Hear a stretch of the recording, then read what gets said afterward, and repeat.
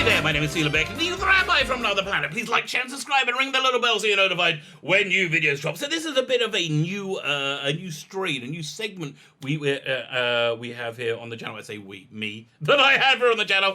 For me, it's Saturday. For you, it's Saturday too. Saturday. So Saturday, I'm offline. Anything could have happened in the world, and I have no idea. I have no idea, and I won't know, because I'm offline from Friday nights at about 7 o'clock, 6, 7 o'clock, for 25 hours for the Jewish Sabbath. So I live in Israel, so 7 o'clock for me is, what, about 5-ish, I think? What was it? Yeah, I'm 2 hours ahead of the UK. Yeah, it's about 5-ish in the UK, or say 2 on the east coast of America. So yeah, but for 25 hours after that, no clue what's going on. But I always wanted to drop videos on Saturdays, just, to fill things out. So we're going to do this new strand called Classic Comic Saturdays, because I like classic comics. I have a lot of classic comics to talk about. Can I ask you guys, can you hit that subscribe button before we get in? Subscribe, like, share, all those are good. So the classic comics we're talking about this week are very pertinent because it ties into my weekly competitions. Now, I have competitions on this channel every week because I love my subscribers. Listen, I love everybody, baby. Love you all. But I love people subscribing. I really do. I love it, I would say, somewhat pathetically. So, so I do these weekly competitions. All you need to do to win the prize is subscribe to the channel. Subscribe and then leave a hashtag. So the hashtag always ties into the prize. So what is the prize? The prize is this wonderful Doctor Who Classic Comics bundle. Well, again, ergo, why I'm doing this video now. So we get Abslom, Daakdalek Killer. Fantastic freaking graphic novel, this one. Comic, whatever you want to call it. Polly the Glot. Again, we're going to be talking about these in the video. So, I'm not going to give you a deep description of them. The 10th Doctor and Martha. Collector comic, and Mark of Mandrogona. Yeah, this one, a real classic from, was it, 90, I'm going to say 91, 92, around there, and it's good stuff. Again, we're going to talk about in detail, and yeah, as a little bonus thing, Vworp Vworp is a fantastic magazine, talking all about Doctor Who comics, which kind of like ties in. So, all you need to do to win this bottle, subscribe to the channel, and in the comments, leave the hashtag Vworp Vworp, that's VWRP. Go check the video notes. You can copy and paste it from there, and yeah, and just put it in. Good luck if you enter. I'm doing the prize draw tomorrow, probably, as long as I remember. I occasionally forget. If I do forget, I'll do it on my live stream, which is going to be on Tuesday. Fine. Live stream is Tuesday and Thursday. That's basically where I normally aim for. Fine. So the first book we're going to be talking about is Abslom Daakdalek Killer, which is a fantastic freaking comic. It's even if you don't know Doctor Who, this is just a objectively wonderful comic. It's written by Steve Moore with art by Steve Dillon. Steve Dillon must have been, about 16, 17 when he did this. This is early on in his career. And if you know Steve Dillon, you know basically what you're going to get with Steve Dillon. He was fantastic from the first line he drew to the very last. He passed away a number of years ago, I think 3-4 years ago. Just wonderful artist. Absolutely wonderful artist. Very expressive, very kinetic, very wonderful storyteller. Great line work. And so Abslom Daak is an anti-hero. He's an angry prisoner. Let's zoom in a little bit on him. He's in the dock for terrible crimes. Abslom Daak, you have been found guilty of 23 charges of murder, pillage, piracy, massacre, and crimes too horrible to bring to the public attention. So he's not a very good boy, Abslom Daak, and so he's given a choice of vaporization or decay. Decay is he gets teleported to a planet that's occupied by the Daleks, and however long he can survive killing Daleks, that's how long he survives. So decay, he has a life expectancy of like 20 minutes or an hour. So really, but of course he's such an incredible badass. He's like, I want to go out fighting. Give me DK. So he goes to DK, and he goes, they arm him up with armaments. They won't switch on until he teleports. He always chooses this incredible chainsaw, which he then uses to slice the robot he's giving the stuff into. I think this is legitimately the second page of the strip. And just, again, the economy of storytelling is so freaking marvelous. This is comic books 101. And listen, you got badass action, you got a cool hero, and you got an incredibly hot chick. I mean, really? What more could you want? I'll tell you what more you can want. Some Daleks as well. Really? You had me at at hello. He didn't throw in like a hot chick not wearing much clothes. This is classic comics. Comics really, I think, work best. At least these type of comics work best when you're aiming them at 8-year-old boys. When you aim at 8-year-old boys, they come out fantastic. So it's like it's a little bit sexual, but it's not too sexy. You know, it's got action, violence. Yeah, again, it hits all those like very very obvious. Emotional points, and it does, does it very well. So absolutely, he's transported to this Dalek world. She's, I think, the queen, Talon, is it, of the world under Dalek occupation. And Abslom Dark shows up. Well, let me zoom out a little bit. Abslom Dark shows up, and mayhem then ensues. It's by the way, I do like his design work, and let me just zoom in. Like just the pose that the woman here, that Talon has, it just really sells the they're flying through the air. I like the design work of the pursuing Dalek saucers with a little Dalek balls on them, which I just work. Yeah, it all just works very very well, and they go on this incredible adventure together. And of course, they do kind of sort of fall in love in the way an 8-year-old boy understands people falling in love. Rippling muscles, chainsaw, beautiful woman, everything you could possibly want. Again, over there, she wants a world freed from the Dalek scourge, so they go on a mission to do just that. It's a good mission, fraught with danger. Again, real economy of storytelling, though. But of course, as with every great story, it ends. I think this first initial story was that they thought it probably would have been the last. So it ends with a point of ending. They beat the Daleks, but but in victory, the Daleks grasp a last sting of defeat as he's denied the woman that he met 20 minutes ago and has now fallen madly in love with. And she's killed. Yeah, but again, I just love the expressiveness of his characters here. They just such a few simple lines, just showing you telling the reader exactly what the reader needs to know. Like, so now he's like this tragic. Damaged figure of a really interesting badass character, and thank God they continued it after that, because I think he's just too good of a character to waste. So then it expands more into the background strip of Doctor Who, like the side strip.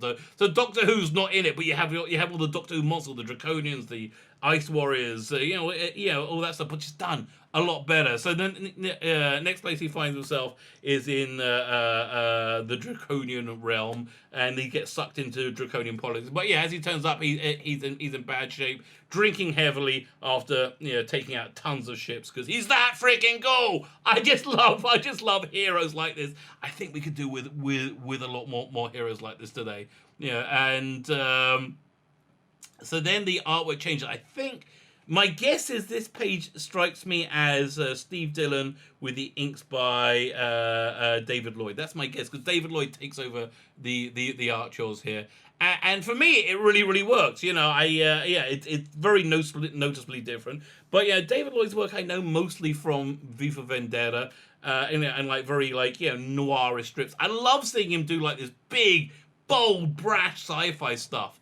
Abslom starts making a little team for himself. He gets him, the Draconian, and they steal the ship, and they go to look for more people for the team to carry on their fight against the Daleks. I just love this little policeman. The design work of the alien policeman here, which is very, very David Lloyd, right? So they then go looking, and they find an Ice Warrior to join them who they knew.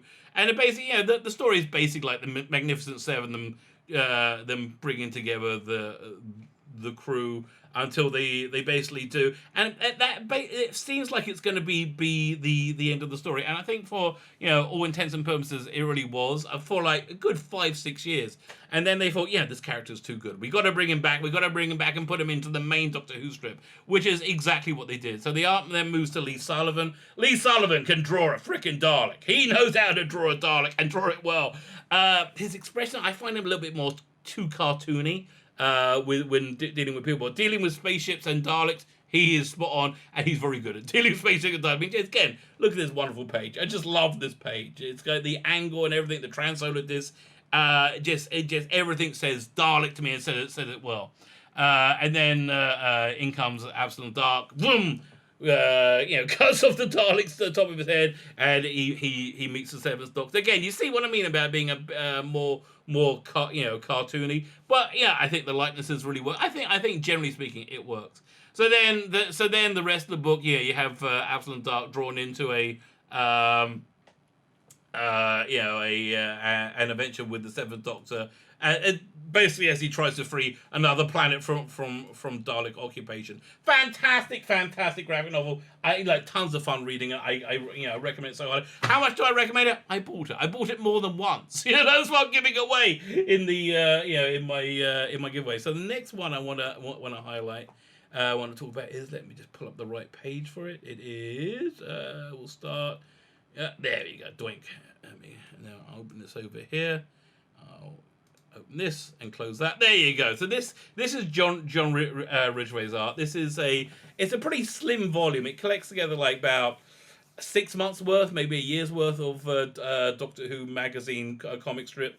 John Ridgeway was like, he's the guy who was drawing it when I really came in for reading it. He took over, I think, towards the beginning, midway towards the beginning of the Peter Davison era, and he was there for most of the Colin Baker and Sylvester McCoy era, and he really just absolutely fantastic artwork that defined the era in comics, and it really did. So this story we're introduced to Frobisher, who is a shape-shifting alien. He eventually chooses the form of a penguin, which is why it's on the front cover. They have a penguin on the front cover, and he is the companion for the Doctor in in these strips, and he really works. It really works well. I think it works better than than a lot of stuff on TV. But he starts off as a antagonist. He's sent to catch the Doctor, because the Doctor has a bounty on his head from his previous adventure with a giant, very very wealthy frog man thing. But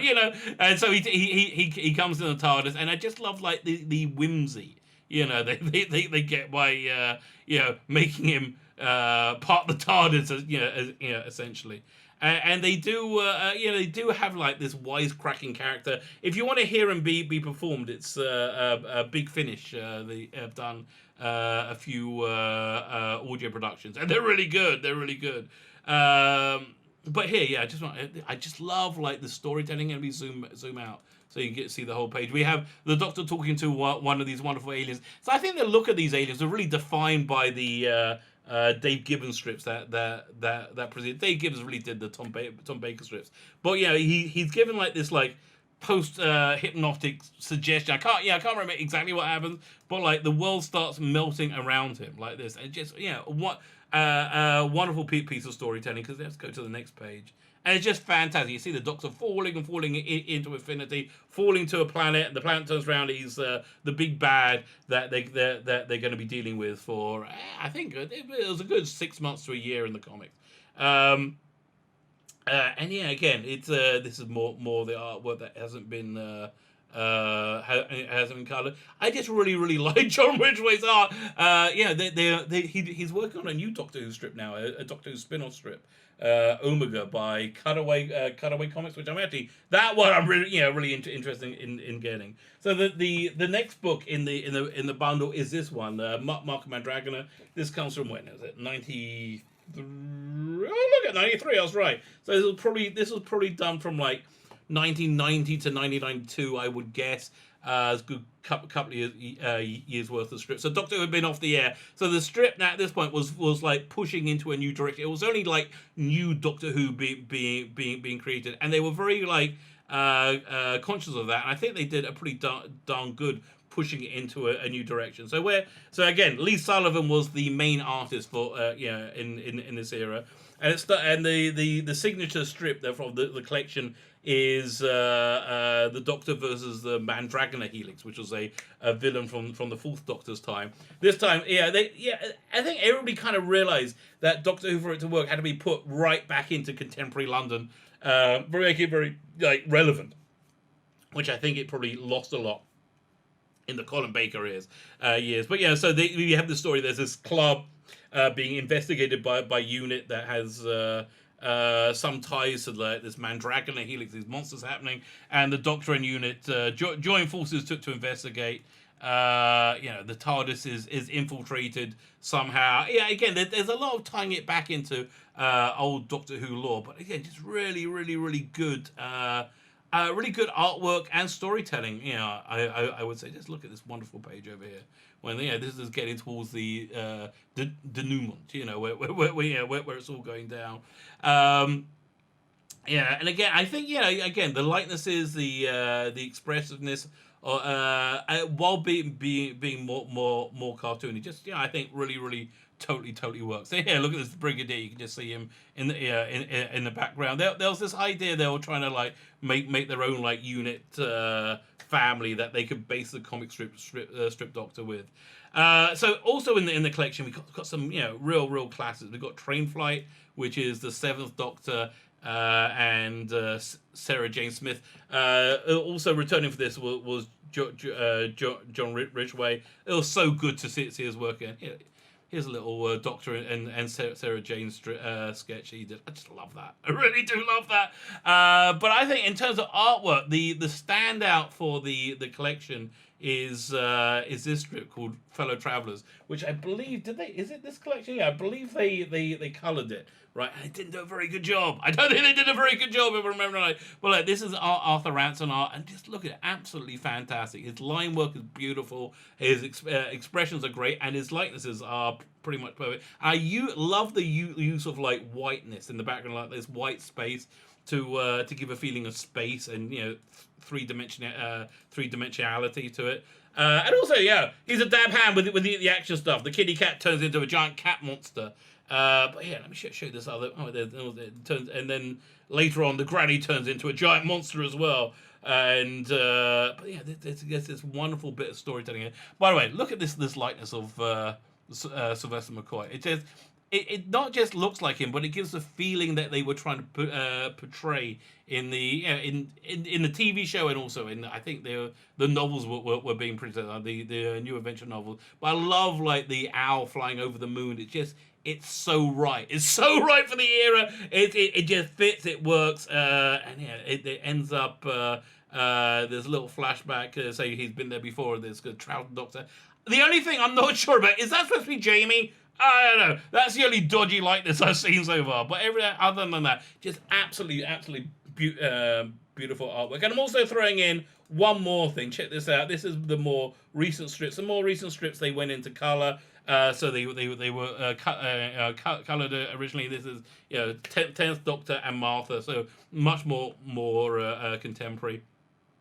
Again, I would say pretty darn nice work. They basically knew what they're doing at this point. They knew they had to have a big splash page, flash page to start.